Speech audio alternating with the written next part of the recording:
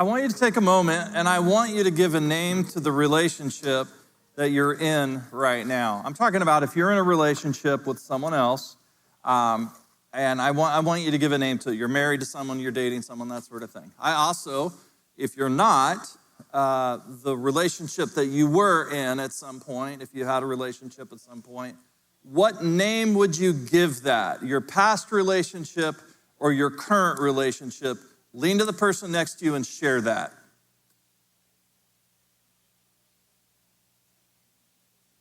What do you call it? This week I looked at our first 10 years of marriage, and I actually gave 3 names to 3 specific periods. There was the first 2 years, and I called those turbulent. There we go, turbulent. And then I called the years 3 to 5 stable, and then up until 10, leaving exile, right? And so last week we talked about exile as a place where we have been plopped and we feel like our best days are over. This is not going to change. And I'm thinking specifically of friends whose marriages aren't bad, but they're flat. Friends who have done everything right in their career, but they still feel this emptiness. People who lie awake doing math in their head. They're like, how am I going to make this work financially? People who are single that are still waiting. People who are single that are starting over.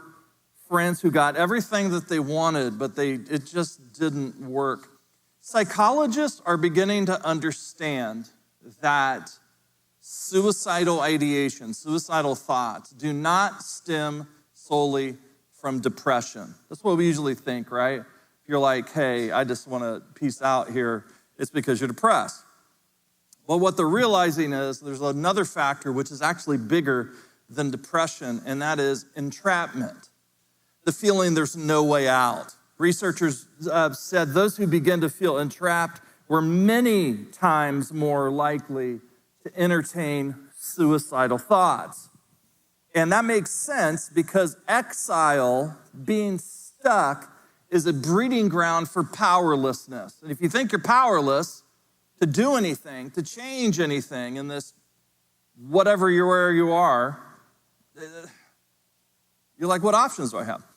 Tolstoy said, happy families are all alike. Each unhappy family is unhappy in its own way.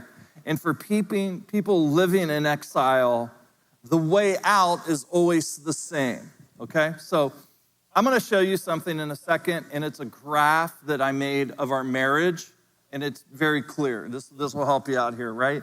I'm in exile for the first 5 years. Something happens, and then we're leaving exile for 10 years. Then we have dynamic marriage at our 10th year, and then this entire marriage has been about years of Brian's awesomeness that I have really not appreciated what a privilege it is to be married to me, right? And you probably the same, right? How many of you just do this to the chest when you're like, I don't think people realize what the awesomeness that they married here, right? But what I want to show you is something happened at year 5. Something happened at year 5 that got us out of exile. And for those of you who come from different backgrounds, those of you in physics they call this a nonlinear jump. Or in economics, this is a structural break. In psychology, it's just a breakthrough moment. In systems theory, when you look at charts, it's a system shift, right? Something happened that created this. But in the Bible, it's called leaving exile. And so what I want to do is, if you bring that chart back up here, I want to show you that for all of us who are in exile at some point, regardless of what it is, something happens. Something breaks the system, right? Thinking that we're going to change, but not changing anything to elicit the change is foolishness. So we're in a series called The Way Out. We've been talking about how God's people are in captivity in Babylon. Isaiah 48 says, leave Babylon, flee the Babylonians, he said. And every single time in Isaiah chapter 40 through 55, we see these 4 themes coming up. Got a question for you. How many of you have ever driven with a map to get you there? Raise the hand, right? These basically are all the people that are 40 and older in the room. Believe it or not, there was a time where you didn't have the world's knowledge in a little device you can put in your pocket, and you didn't have a GPS system. So you needed to have a map in order to get there from point to point.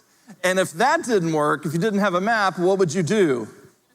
You'd stop at a gas station, right? That's what you would do. And so I'm going to show you a roadmap for getting out of exile, okay? And it's here, they're in Babylon, trying to get to Jerusalem. And in order to make that happen, this map takes them on 4 stops. Today, we're looking at the first stop. Next week is the second, the third, and the fourth. And then we'll be done with the series. And what I want you to do is I want you to understand that what we learn from this passage, the way out that we learn, the first truth that we have to understand and live out, works. It works. I want you to think about your life. I want you to think about what you're facing and the struggles that you're lifting up. What I'm saying works. It's proven. And so I want you to invest in what I'm talking about right now. The passage that we're looking at, where we find this first place to stop on the roadmap, is Isaiah chapter 40, verse 25 to 31. I'm just going to go ahead and read it for you. I want you to listen with an open heart. To whom will you compare me? Or who is my equal? Says the Holy One. Lift up your eyes and look to the heavens. Who created all of this? He who brings out the starry host one by one and calls forth each of them by name. That's me. Because of his great power and mighty strength, not one of these stars are missing. How many stars are there in our Milky Way galaxy? 200 billion. How many galaxies are there in the universe? Trillions. Why do you complain, Jacob? Why do you say, Israel, my way is hidden from the Lord? We've all done this, right? You don't give a crap about me. You're moving on to someone else. Why do you say my way is hidden from the Lord? My cause is disregarded by my God. Do you not know? Have you not heard? The Lord is the everlasting God, the creator of the ends of the earth. He will not grow tired or weary, and his understanding no one can fathom. He's not going to grow tired or weary for you. And then the passage ends this way. He gives strength to the weary and increases the power of the weak. We all know that even youths will grow tired and weary, and young men will stumble and fall. But those who hope in the Lord will renew their strength. They'll soar on wings like eagles. They'll run and not grow weary. They will walk and not be faint. Okay, the first stop that we're looking at, this passage tells us one truth, and it's this. You don't need more of you. You need more of God. And I know that sounds like a simplistic, just listen to me when I'm telling you this. You don't need more of you. You need more of God. So remember the chart? At the 5-year mark, something started happening in our relationship. And it was, we started going on vacations. And we're so incredibly broke at the time. The only way we could do it is we would drive, and then we would go to like a KOA campground, and you get a $10 a night cabin or something like that. So we would go, we've fallen in love with our national parks. And so at year 5, we began driving to Colorado, to Wyoming, to Arizona, to all these different places in these beautiful parks. And there are 2 things I remember about these road trips. Number 1, breakfast burritos. When you go west, they serve breakfast burritos for breakfast. And I would tell the family and I would tell the Lord, I'm going to have a breakfast burrito every single day. I also have colon problems sometimes, and so you could just imagine there was not much excitement for the breakfast burrito tradition that I had started. It was not a good thing to be in the van with the windows closed. That's the first thing, breakfast burritos. The second thing I remember, tapes. Do you remember cassette tapes? Maybe you're old enough, cassette tapes, right? Cassette tapes. I belonged to a tape club that was for Christian leaders. And it didn't talk about, theology and God and church, all these sorts of things. But it was a monthly tape club where they talked about the heart and the soul of the leader, whether they're a Christian leader in a church or in a business or something like that. These were fantastic tapes. The person that led it, this is way before there was anything called podcasts. The person would interview psychologists, marriage counselors, financial people, historians. It was just incredible. And so up until the 5-year mark, we had hurt each other so bad. Here's what the relationship looked like. On the outside, we were fine. We were good, right? You would go out to lunch with it, we're good. And even at home, it's sort of like we're good. But what we did over 5 years is anytime there was a problem, we would say, okay, hold on. And we take it and we dump it back in this room. And we're like, we're not going to talk about that. We're good. Just don't talk about it. If you ignore it and shove it way down deep inside, it doesn't go anywhere. So we're good, right? So 5 years, that's not exactly what happened. After lots of fights, lots of arguments, and piling and stocking up 5 years of issues, we started listening to these tapes, and what we would do is that we would have dinner together. The kids would go to sleep about 7 o'clock, and then I like to drive. So I would drive from 7 until midnight, and I would throw the tape in. The tape was an hour. We would listen to the tape, and then the tape gave us discussion questions. And our marriage on the inside looks like what happens when your windshield ices over. And every single time we listened to one of these tapes and we actually talked about the questions or argued about the questions or yelled about the questions, or the ice on the windshield started to melt a little bit.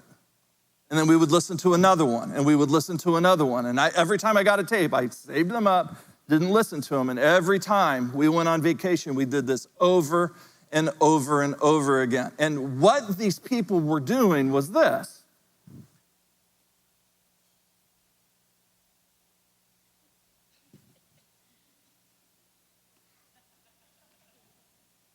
Let's talk about this.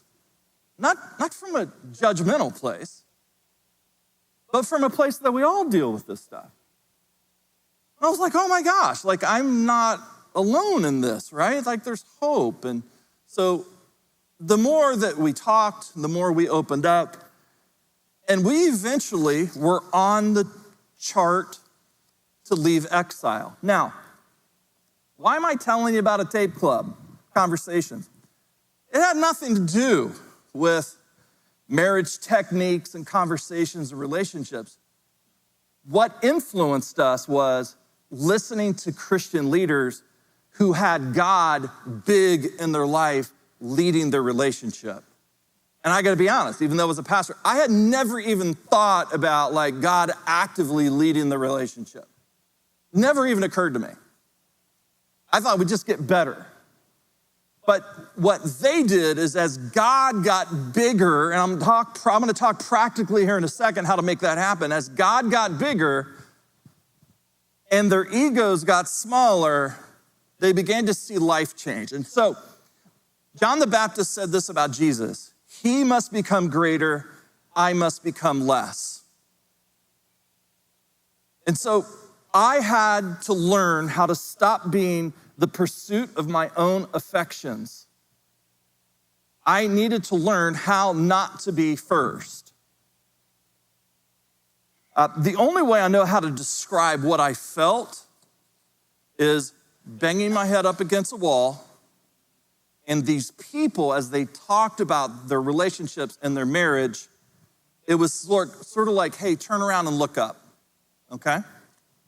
Eugene Peterson said this: the world does not need more of you, it needs more of God.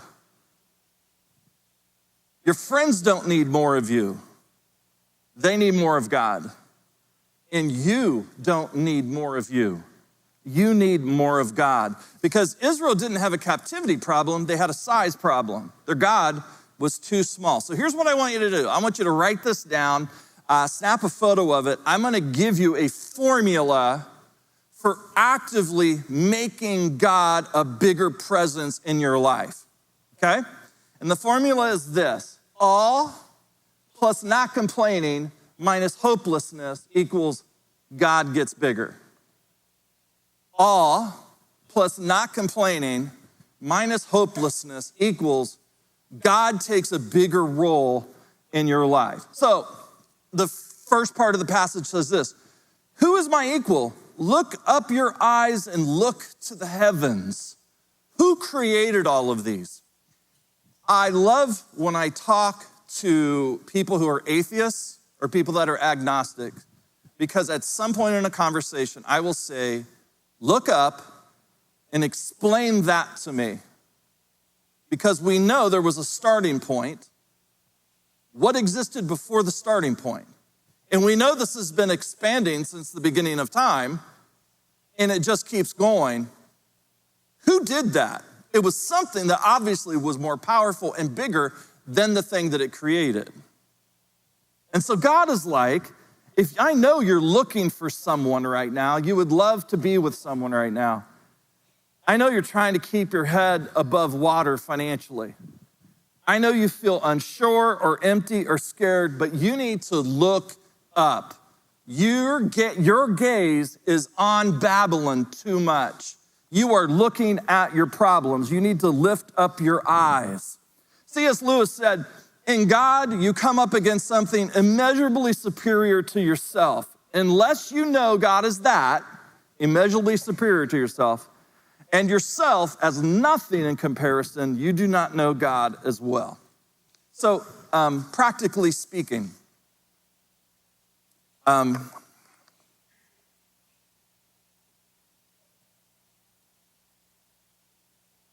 share that in a second. Here's the second point.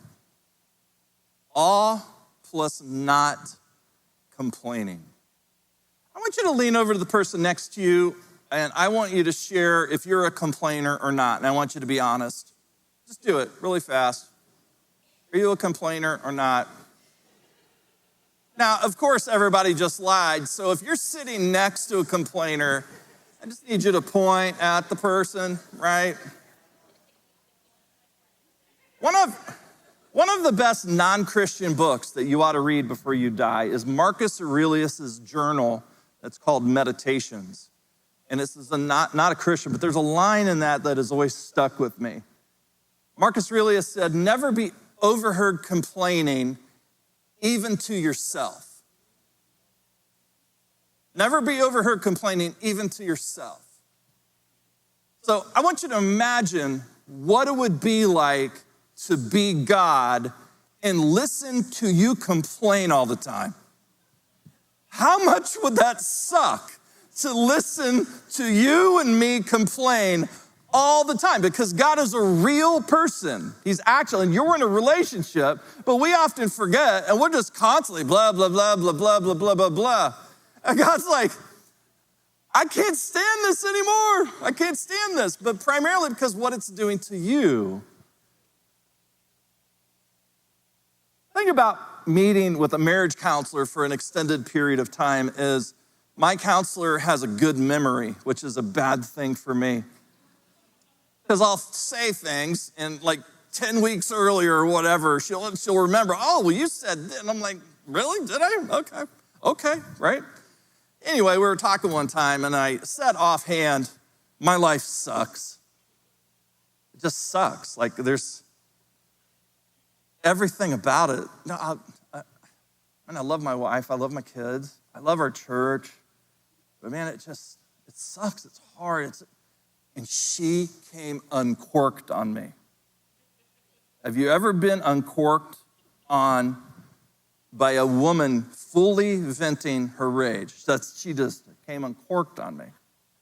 I never want to hear you say that again, because 13 weeks ago you said this, and then this, and you said this, and you said, do you have any idea what this sounds like to listen to you talk this way? Do you know what's happening inside of you?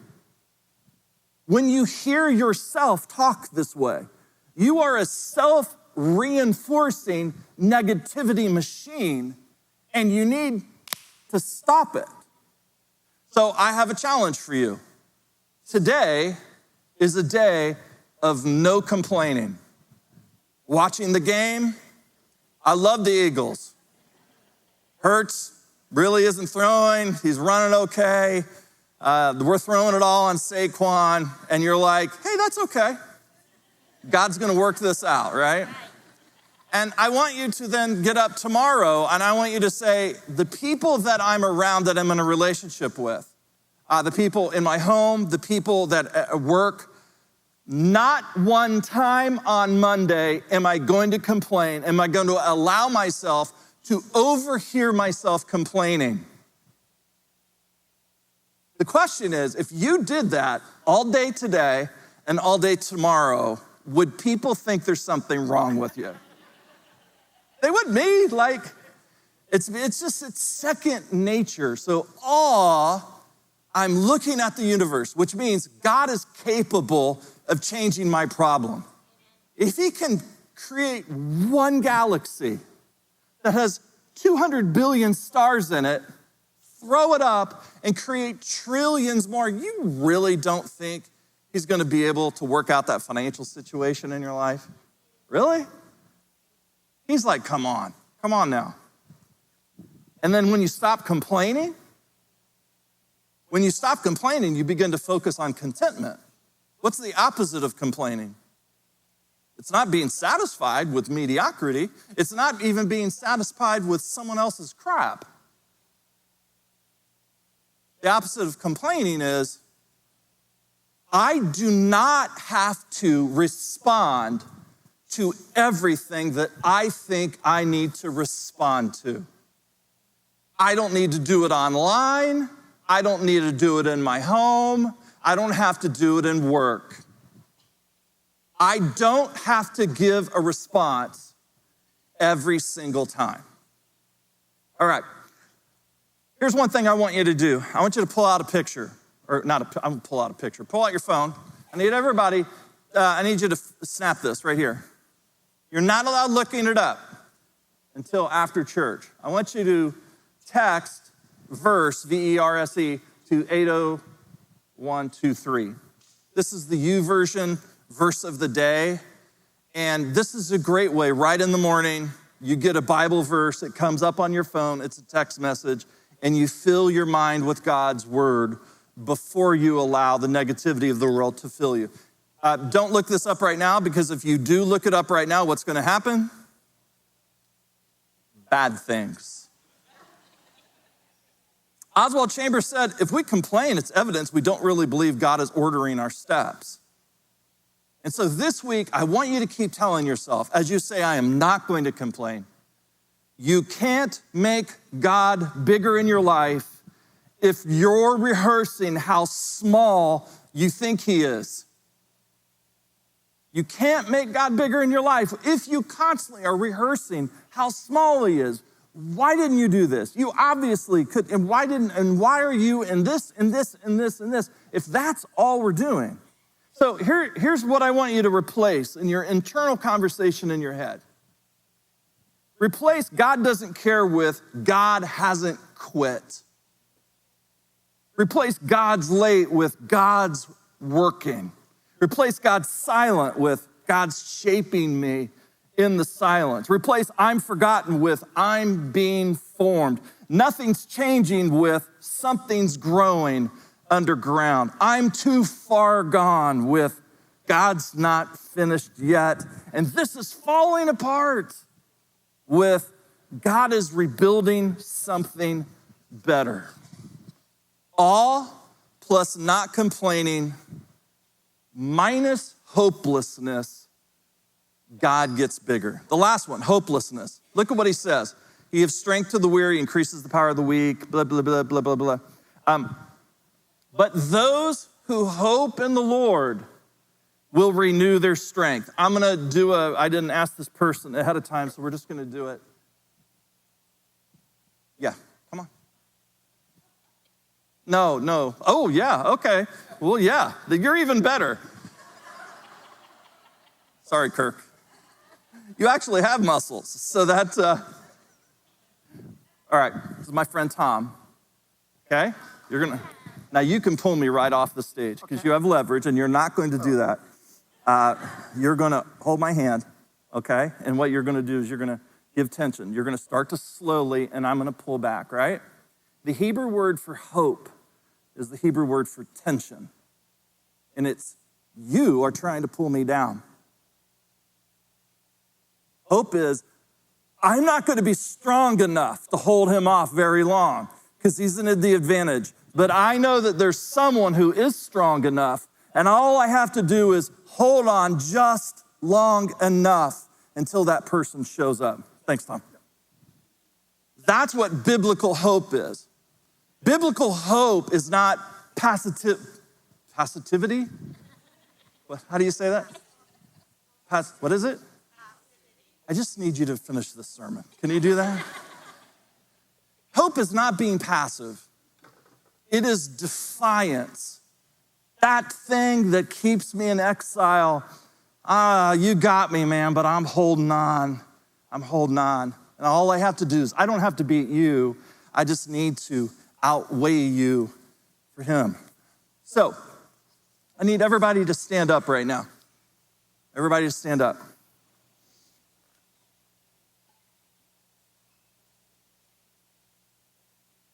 What I'm gonna do is I am going to say something, and then together, everyone is going to recite the Bible verse underneath that together, okay? So here we go. Go to the next one.